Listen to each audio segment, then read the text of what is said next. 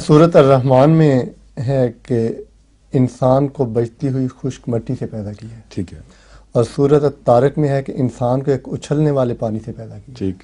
یہ دونوں میں فرق یہ جو فرق ہے کیا ہے؟ اس کے لیے آپ کو تھوڑا سا اور انتظار کرنا پڑے گا، کیونکہ جو میری کتاب اب آخری مراحل میں آج کل میں اس کو آخری ریویژن کر رہا ہوں، اس میں یہ سارے مضامین تفسیر کے ساتھ ترتیب کے ساتھ بیان ہوئے ہیں کہ انسان کی پیدائش کیسے ہوئی، اور اس سے پیدائش سے پہلے خدا نے کیا تیاریاں کی، اور انسان کی اور زندگی کن کن مراحل سے گزری ہے، اس میں یہ دونوں باتیں بیان ہو گئی ہیں جو آپ نے بیان فرمائی ہیں۔ ٹھیک ہے۔ اور صرف ایک چیز مجھے تعجب میں رکھتی تھی کہ حضرت مسیح علیہ السلام نے کہیں اس دور میں ہو کر تو ارتقاء کا ذکر کرنا چاہیے تھا، یہ تو ہو نہیں سکتا ہے خدا تعالیٰ نے آپ پر ارتقاء کا مضمون روشن نہ فرمایا ہو۔ اب وہ مجھے حوالہ مل گیا، اتنی تفصیل کے ساتھ ہے کہ اس میں کسی شک کی گنجائش ہی کوئی نہیں۔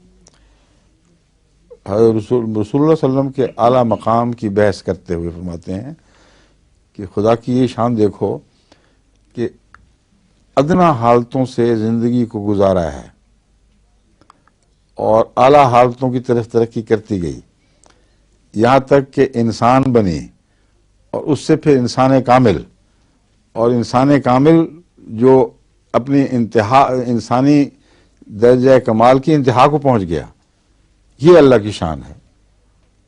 وہاں انسان کا اچانک مٹی سے بننے کا ذکر نہیں فرمایا، اتنا واضح حوالہ ہے کہ اس کے بعد کسی آدمی کے لیے شک کی گنجائش نہیں رہتی۔ وہ میں نے رکھا ہے، سنبھال لیا ہے، کسی موقع پہ ضرورت پڑی تو پیش کروں گا۔ تو حضرت مسیح صلی اللہ علیہ وسلم کو اللہ تعالیٰ نے ارتقاء کے مضامین سمجھائے تھے، کیونکہ اس زمانے کے مامور تھے، یہ ہو ہی نہیں سکتا کہ آپ کو نہ سمجھایا ہو۔ یہ بھی سمجھایا تھا کہ آدم پہلا آدمی نہیں تھا، اس سے پہلے آدمی تھے۔ چنانچہ آسٹریلین جو سیاح آیا ہے اس نے سوال کیا ہے، آپ بھی آسٹریلیا سے آ رہے ہیں، تو اب دیکھیں حضرت مسیح علیہ السلام کو اس وقت ایبریجنز کی تفاصیل کا تو کچھ پتہ نہیں تھا، لیکن اللہ تعالیٰ نے یہ بتایا تھا کہ انسان ہے، پہلے سے انسان آدم سے پہلے تھا، اور جو فکرہ نکلا ہے وہ تو اگر اس آدمی میں ذرا بھی کوئی عقل ہوتی تو اس کو اسی وقت ایمان لے آنا چاہیے تھا۔ اس نے سوال کیا کہ آپ یہ بتائیں کہ آدم، جان کے شرارت کا سوال تھا، شاید اسی لیے ایمان نہیں لا سکا، کہ آدم کب پیدا ہوا تھا اور اس کے متعلق مجھے بیان مختلف فرمائیں۔ اس کو آسٹریلیا سے آتے ہوئے یہ پتا تھا کہ وہاں کے ایبریجنیز 40,000 سال پہلے سے مسلم طور پر موجود تھے، ان کی تاریخ 40,000 سال تک چلتی ہے۔ بلکہ اب تو 60,000 سال تک ان کر دیا، اب تو 60,000 ایئرز کہتے ہیں، بلکہ نہیں، میں نے پڑھا ہے وہ کم از کم 40,000 وہ 25 سے 40 تک تو محققین مسلم ہیں ان کو، باقی سب اندازے ہیں۔ جو محقق بات ہے وہ 40,000 سال کی ہے، یعنی 40,000 سال تک کی حد کے متعلق ان کے پاس شواہد ہیں، آرکیالوجسٹ کو مانتے ہیں، مگر جو 60,000 کا ہے وہ ابھی امکان ہے، وہ ایکسٹینڈ کر دیتے ہیں، یہاں تو ہو سکتا ہے اتنا بھی ہو۔ حضرت مسیح علیہ السلام نے اس کا جواب دیا کہ کس آدم کی آپ بات کر رہے ہیں؟ آدم تو کئی تھے، اور بعض ایسے آدم بھی ہو سکتے ہیں جو 40,000 سال پہلے گزرے ہوں۔ اور اس کو دیکھیں وہ کیسا منہ لے کے بیٹھ رہ گیا ہوگا، وہ اپنا سا منہ لے کے رہ گیا،